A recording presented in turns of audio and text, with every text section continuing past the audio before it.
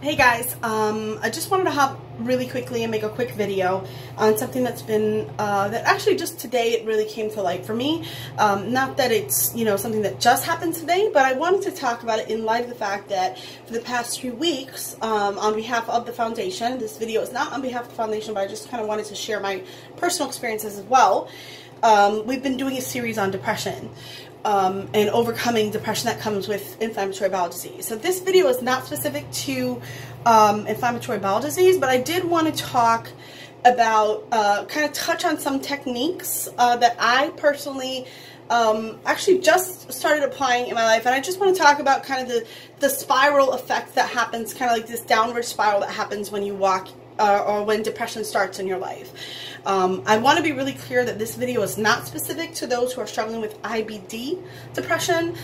This is just anybody that's suffering with depression in general. So maybe you have a diagnosis of depression that limits you in life. Maybe you have just kind of like situational depression, which is what I'm going to talk about as far as my personal experience right now. And then maybe there's also another condition that lends to you being more prone to depression, which is definitely the situation for me, and it can be the situation for a lot of other people. So I wanted to kind of just dive right into this right now for a couple of reasons, and that is, first, anytime you do a series on depression or something like that, anxiety, depression, anytime that you kind of like commit to sharing about a really deep topic like this, there's always the possibility that these things are going to start to affect your life more than they have before. And that's because you're choosing to touch on a topic that's huge and that really, really affects life. And the more you talk sometimes about negative situations, the more sometimes you kind of, I don't know if you've heard this thought process that what you talk about will be. And so that's why a lot of you probably follow me and you see that I don't tend to speak negatively. I tend to always kind of focus on a silver lining in a situation I'm facing.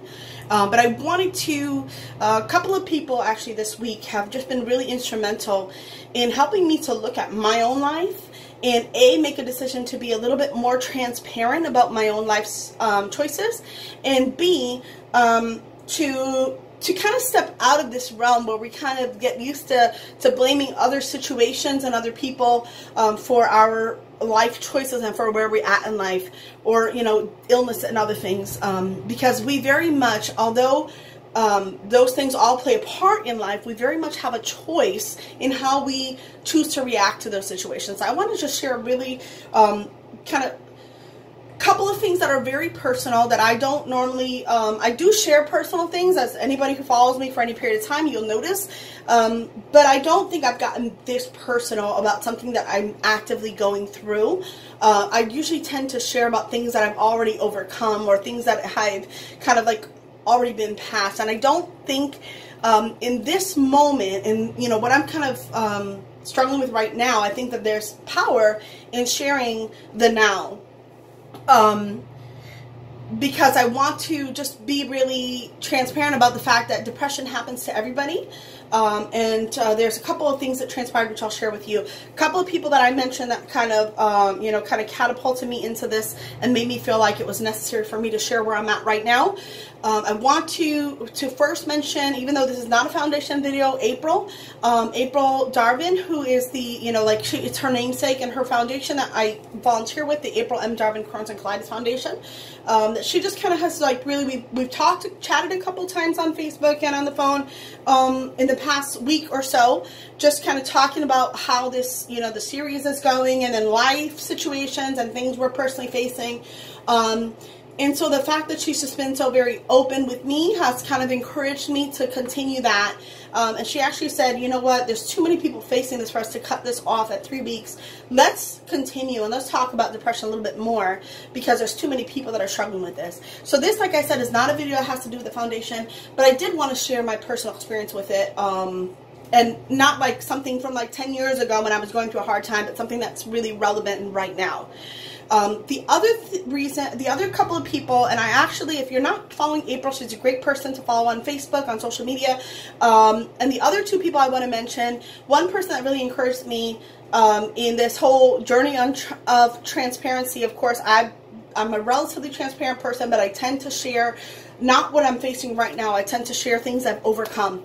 And so I watched a Facebook Live with her this week, and she just really encouraged me to step out of my own comfort zone, because sometimes by sharing what we're seeing right now, it doesn't feel comfortable, and it's not comfortable for me to share my personal struggles at this moment in time. But sometimes it's necessary, for me, to put it out there and just to kind of say, this is what I'm struggling with, but B, because I don't know how many other people are struggling with similar situations that may just be encouraged by a couple of things that I have to share today. So that person is Julie Wells, and if you're not following her on social media, definitely would encourage you to do so. I will go ahead and tag her in the comments on this video, so that if you're not following her, you can. She has like this whole movement going on about transparency and learning to be more transparent for yourself, and how it can help you professionally, personally, in your relationships. And so definitely another person that's really encouraged me, that kind of like helped me to step outside of my comfort zone and start looking at myself and what changes I needed to make in order to get out of a place where I'm feeling overwhelmed, is Jim Porto. And I've shared his stuff on my page, so if you have followed me, you've probably seen a lot of his stuff there. But if you haven't, definitely go ahead, Jim Porto. I'll tag him also in the comments, so that if you're not currently following him, if you're facing any kind of situation in life that you're trying to overcome, he is awesome. He's actually a life coach, and he has really great personal things that he shares every single day, just to encourage other people and help them kind of stretch out of their comfort zone. And he's been really instrumental this past week, even though I haven't like personally talked to him other than one time. One time in the past week, that is. I know him for many years. But he's, what he's sharing has been really relevant and applicable to my life. So I encourage you, those are two people that if you're not following, two very different styles. So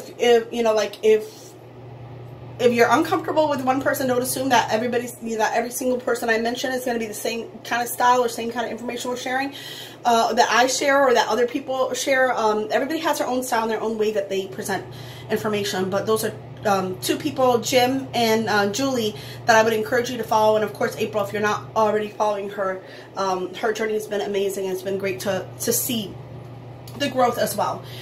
So now then, it's been 7 minutes of me talking about everything else. I want to just dive in.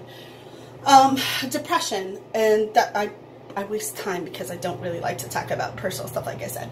But we've talked about depression. We've talked about a few other things in the past 3 weeks. If you haven't watched this series, whether you have IBD or not, I encourage you just scroll down on my page, or you can go to April M. Darvin Crohn's and Colitis Foundation, and you'll see all the videos posted there as well. Just kind of live events where we've talked about the role of faith support system, setting goals, professional counseling, and exercise in overcoming depression. And so I just kind of wanted to talk about this, because sometimes when we do these like Facebook Live events, we kind of like are talking high level and we get off track, because we're also addressing comments that are coming in, and we really try to do that efficiently, kind of just touch on people's questions that are active. I did this video this way because I don't want to get off track, even though I kind of already am. And I just wanted to talk about my own path and what I've overcome. And this is like new stuff. This is like the past week for me. So encourage you, if you feel like you're in the same boat with me, like if you feel like this and you feel like you either need somebody to help with accountability or just to get it out, reach out to me. We go through these things together in life, and that's how we get better, because we learn together.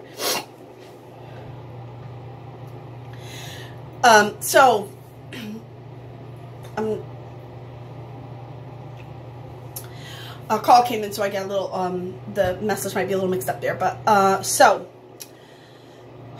again, getting back on this. So, the past week has been pretty tough for me. The past, I would say, month has been a difficult month. Not because of any particular circumstance. I'm going to share really briefly without going into too much detail. But the past month, it started with my son. He got ringworm. And then wonderful boy that he is. He shared it with mommy. And then, you know, he had this cold, which of course, because I have autoimmune disease, illness just hits me much worse than it hits other people. So he got a cold. He was over it in a week. My husband got it. My husband was over it in 2 days. So that was awesome. A little bit jealous of him.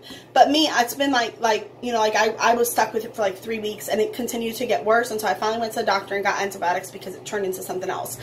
So we actually at one point thought it was the flu. I'm like, I think I have the flu. But nobody else was getting quite as bad as I was, so they knew that it was probably just something with me. So that was kind of the first situation. Then I'm just going to be like really real with you, so if you're uncomfortable with realness, just kind of tune out right now if you can. But then I just, you know, I have PCOS, so I don't get regular periods. I actually went through a period because of the treatment I was on. I went like 4 years without a period because of the birth control choice that I chose.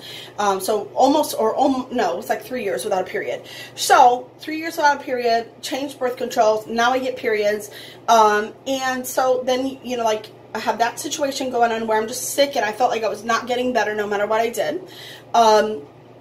Then, you know, a period hit, which was like totally throws me into, you know, like my emotions out of flux because I'm not used to all these hormones coursing through my body. It's, you know, with PCOS, you don't have regular periods, so you don't get all the regular symptoms.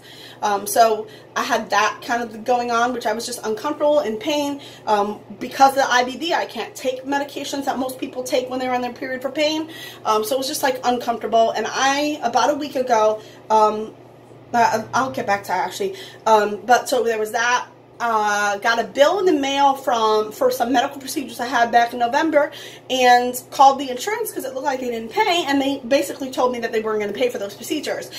So on top of that, we're getting to the end of my unemployment. I've been on unemployment for 5 months now, and so kind of looking and saying, okay, I've been applying for jobs steadily. I've been trying to, you know, figure out a way, and of course looking at other opportunities as well. But it's just the right situation just hasn't come up yet. And so, you know, looking at bills coming in, situations coming in. I have a situation with my lawyer that I'm working through, and even though it's settled, we're still waiting on some other things to clear out so that I can, you know, so that we can get the rest of the money. And so I was a little bit hopeful because I was like, hey, look, something she kind of insinuated that things were working faster than we expected them to, but it just wasn't quite as fast as I had anticipated. So looking at, you know, like all these different situations in my life, I started to kind of start looking down. The first thing to go for myself and I encourage you to kind of start knowing your own pattern, because then when you start seeing these things, you can stop for yourself. So first thing always to go for me when I start feeling bad or kind of like getting down on myself is self-care. I initially, in the beginning of January, I kind of like, I decided not to wax my eyebrows. It sounds silly, right? But all these things play a part into how you feel. And so I decided consciously not to wax my eyebrows because I said, oh, there's a couple things I want this month. I'm going to give it a few weeks. You know, I'll give it about like a month of not waxing my eyebrows, and I'll maybe have a little extra money so I can purchase the things I wanted. I accomplished that, but then what happened at the end of that was that I still didn't go and do what I needed to feel good, because at this point I already started kind of feeling down. And the first thing to go for me personally is self-care. Not that I don't take a shower. I take a shower every day, and not that I'm, you know, like, but in general, like the extra stuff, I tend to stop. So I don't wax my eyebrows. I won't, you know, like worry about the extra little things. I don't do my hair every day. I'll put it in a ponytail. And that is kind of like a sign for me. And so I saw that happening, but I didn't stop. I didn't stop and say, okay, well, you know what? Something's wrong. I don't feel like myself. I continued. And then the next thing to go always is the supplementation routine. So I kind of like back off on my supplements. And it's partially, you know, like financial concern, because am I going to be able to afford them next month? Maybe I should save them from when I really need them. And it's partially just honestly because this is my process. This is what happens to me anytime that I'm kind of facing this. I'll back off my self-care. I'll back off my supplementation. And this is what I talked about, like that vicious cycle that continues, right? Because you start dropping off things that are important for you personally and for your overall health. And so that's what happened. It was first, you know, like something simple like doing my hair every day or getting my eyebrows waxed. And then it became something more like important, like my supplementation routine. When my supplementation routine goes down, then I'm not feeling energetic. I don't feel the energy that I have. I'm not feeling as good as I was. And even though like in the course of this time, I went to the doctor, I actually got some good news that I was expecting, but it didn't make me feel as good as I thought it would. And then in the course of, again, the same period of time, I go to the doctor, they put you on a scale, and even though my goal has never been weight loss, I kind of like was active with working out, and so I anticipated a little bit of weight loss, and I think I lost like maybe 1 pound, which is, for somebody with PCOS, that's a big deal. But for me, because I was already feeling down on myself, I was like, oh my God, I've been working so hard and I only lost 1 pound. What the heck, you know? So the next thing to go became my exercise routine. And I had the excuse of, well, I'm sick and I don't feel up to doing it. And then I had the excuse of I'm cramped because I got my period. But at the end of the day, exercise does contribute to how you feel. And so I kind of dropped off those things in my process. And it wasn't really until about yesterday I started talking to somebody, and we started talking about overall like transparency, about how you have to speak positively. And then what happened as a result of that was that I'm like, wait a minute, like, this person, you know, was sharing with me a case for speaking positively and not sharing negative information.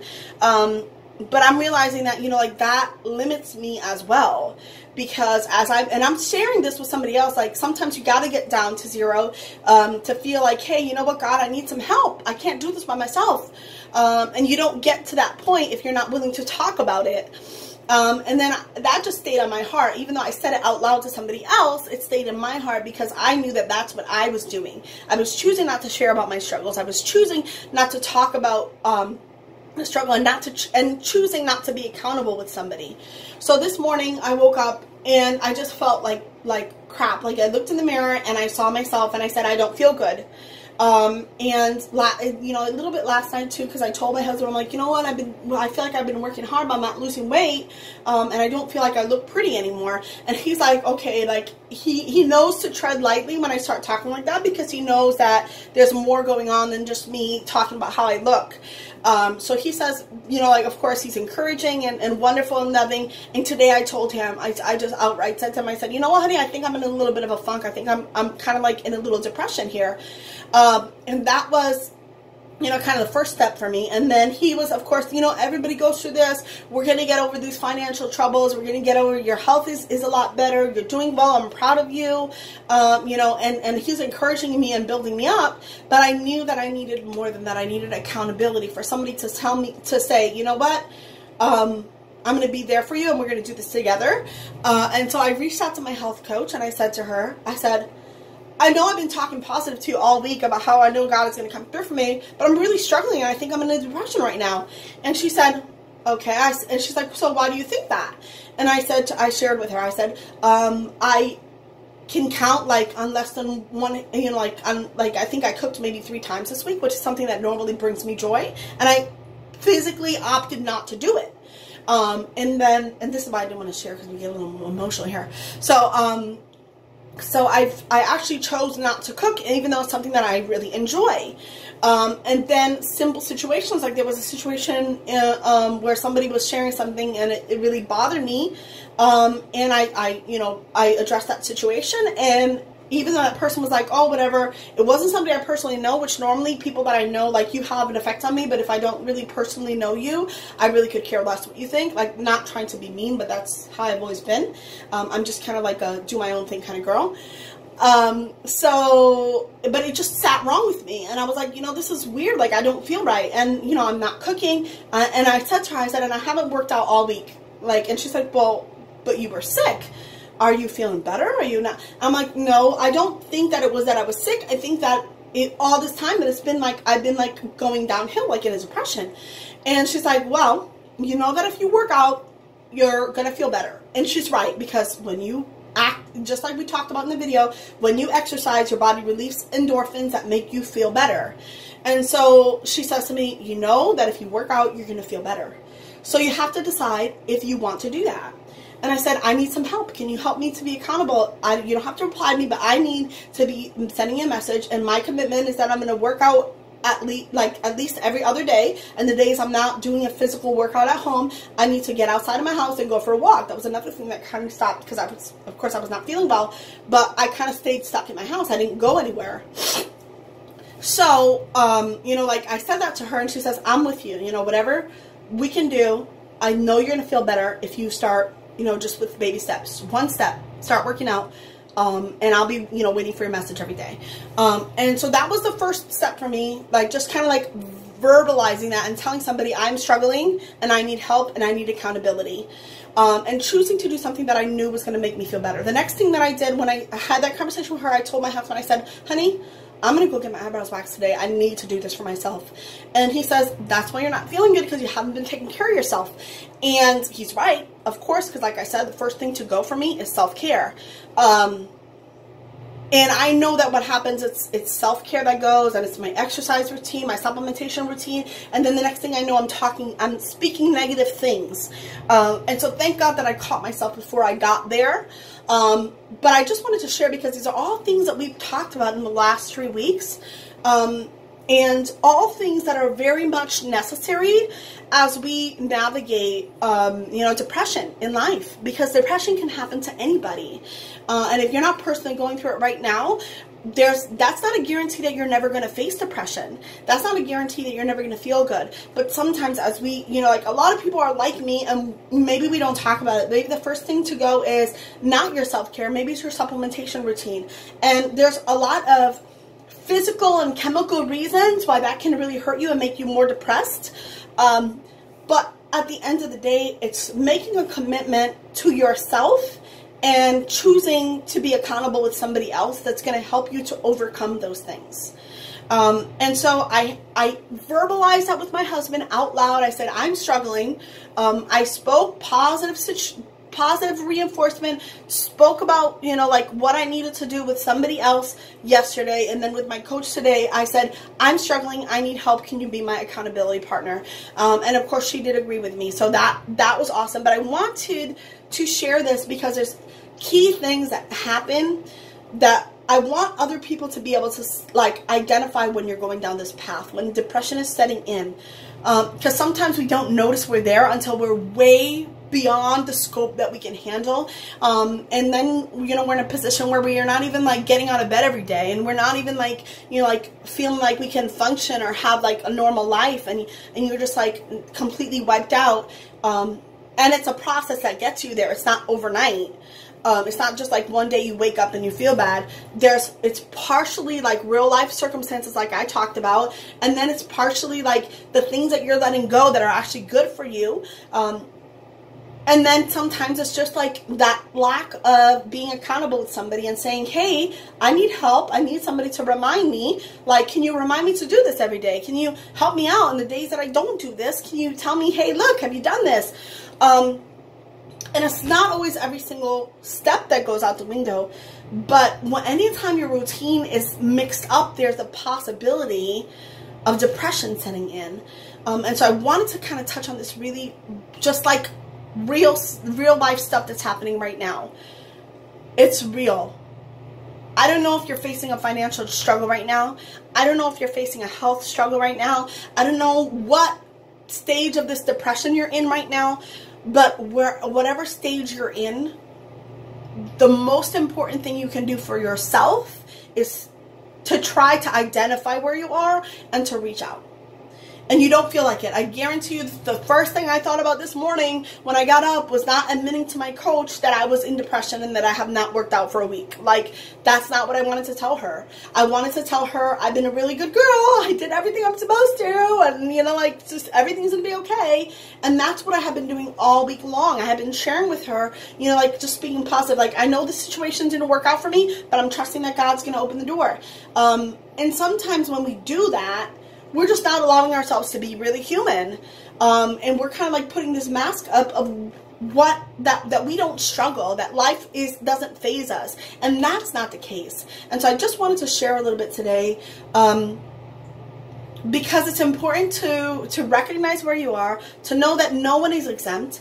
A lot of people think I'm like super strong and I go through life with a super positive attitude all the time. I am not exempt to depression. I'm not exempt to feeling down every once in a while, and neither are you. None of us are. I don't care how many years you've gone to church. I don't care how many times you pray a day. I don't care how, like how wonderful and perfect your life is. I don't care how many times you exercise a day. It doesn't matter. No one is exempt from being human. You want to, like talk about the word of God. The Bible says that even Jesus himself was tempted in all states, just like we are. He faced this too. He was on the cross dying and he said, God, please, if there's any way you can do this without me having to die on this cross, please do it. He faced the same stuff we do. And it takes physical, it takes a decision. It's first a decision, then it's follow through. And so today is the first day of my decision to beat this, that I'm not going to stay here, that I'm not going to stay depressed.